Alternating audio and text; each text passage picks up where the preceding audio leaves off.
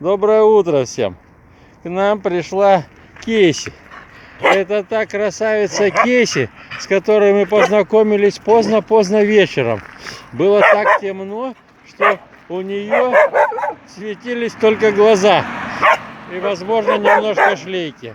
Но это она уже папу приветствует. А это, Татоша, иди займись девушкой. А то она что-то на папу ругается, сердито. Она, наверное, сниматься не любит, да? Ой-ой-ой. Ну все, успокоилась? 2 годика ей, да? Ну все. И на этом интервью заканчивается, а то тут вся округа сейчас проснется.